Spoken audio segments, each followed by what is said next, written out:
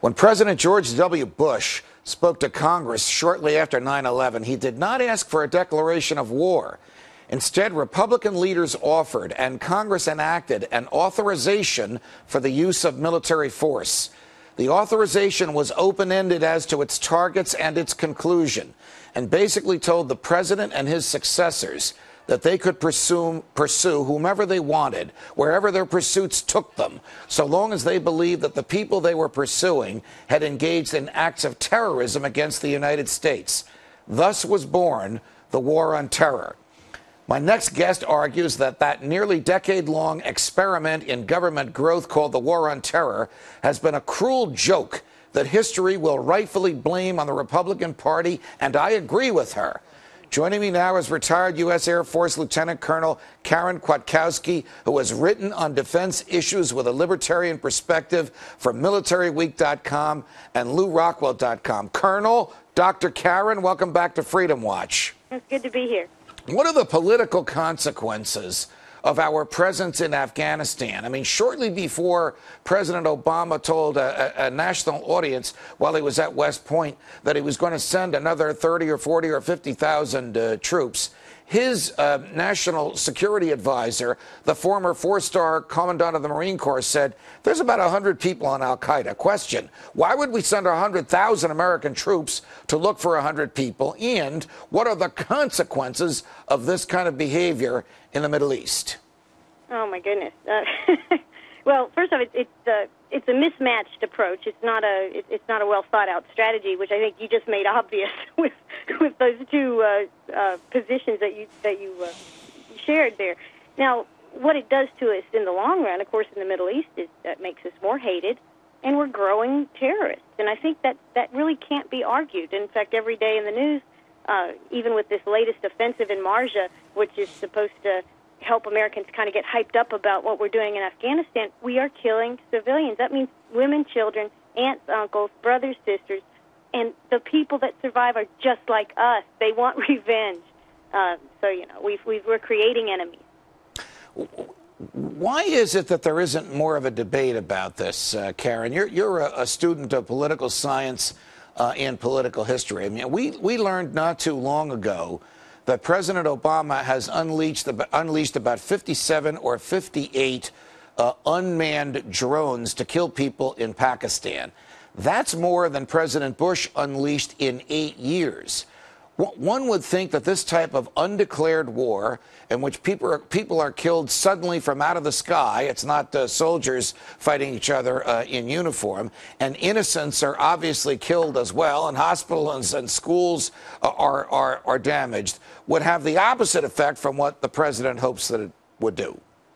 Yeah, it seems like well, you're right. It is going to have the opposite effect, but I think the reason there's a couple of reasons why there's no real outcry. First off, Congress and the government itself, the defense establishment, is totally invested in this war. If you stop the war in Afghanistan, if you bring the troops home, you're talking a serious reduction in the operating budget of the military and all of the contractors that depend upon that and all the people in Washington that need that kind of thing for their own livelihood. So it's a job, and it's a jobs program for a lot of people in government. Second off, the elites themselves are not fighting this war, as you pretty much, the whole step forward into unmanned warfare means nobody's fighting the war, but certainly the elites and their children are not fighting this war. And the third thing, which is specific to Obama, he got the anti-war vote. Okay, he said all these things that the anti-war vocal people wanted to hear. He said, we're going to bring troops home, we're going to stop this kind of thing, we're going to focus on defense at home, we're going to focus on the economy and infrastructure. And this is what the anti-war people wanted to hear.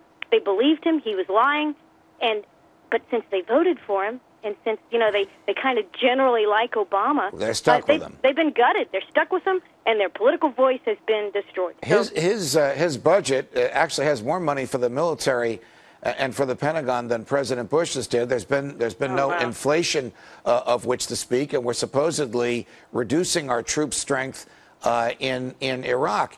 Is he actually going to be conducting, without the flash and fanfare and bravado, more military activity in the Middle East than his predecessor, whom he criticized severely when he was in the Senate, ever did?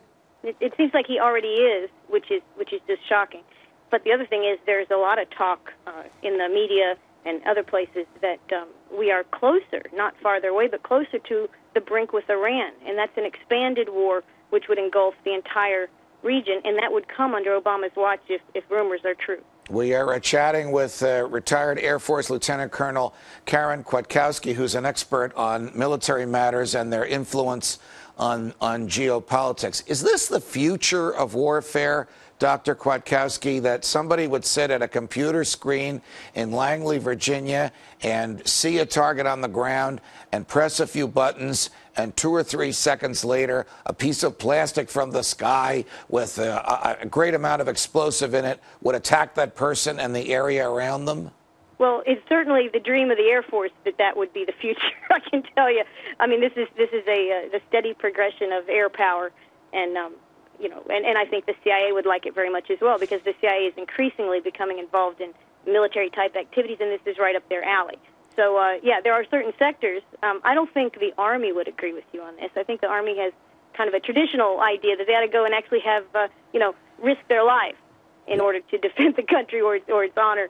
But, yeah, it's the future in terms of some of the dominant interests in the defense industrial establishment. You and I probably accept the statement that war is the health of the state. Why does the state get stronger and healthier and sap more liberty and acquire more power when it's fighting a war? Well, when you have war, of course, those who criticize the war are not just critics, they're not just thinkers. They are unpatriotic people who want us to fail. And nobody wants to be called unpatriotic, and nobody wants to be called, a dead-ender or something like that. So they call people who would question the war, who would return us to the Constitution, or call out some of the things that rule of law would explain to us, or even history of empires would explain. People who bring that up are easily portrayed, if the media is not independent, and ours is not for the most part, they're easily portrayed as defeatists and unpatriotic Americans, and it's hard to defend yourself against those kinds of attacks. It's very difficult for most people to do it, so we just stay quiet. Let me put this one out there for you, Colonel Kwiatkowski. I think that one of the reasons that the Congress didn't give President Bush a declaration of war, and he could have gotten it. I mean, he was very popular, was very patriotic to support the war at the time he stood in the well of the Congress shortly after 9/11, and Republicans controlled both houses, and hasn't given President Obama a declaration of war, and I think he could probably get it if he ginned up the sort of pro-war argument that some presidents are getting. The reason he got instead this authorization to use military force is it's open-ended. They can attack anybody they want. They can use it for as long as they want. If the United States government declared war on a person or a thing or an entity or a group or a country, and that person, thing, entity, group, or country gave up, surrendered, the war would be over. But now we have an instrument that's given to every president that can keep it for as long as he or she wants, to allow them to use the military wherever, whenever, however they want, unless the Congress pulls it back. Yeah, it's the exercise of state power. It's the health of the state. It's how, we go to the gym every day, and if you quit for a week or two or a month, you're going to have a bad thing. You can't quit. You got to keep going. This is the war. These activities are the exercise of the state. Keeps the state healthy. Keeps it healthy and strong. Karen Kwiatkowski, it's always a pleasure. Thanks for joining us on Freedom Watch. Well, thanks so much for having me. Of course.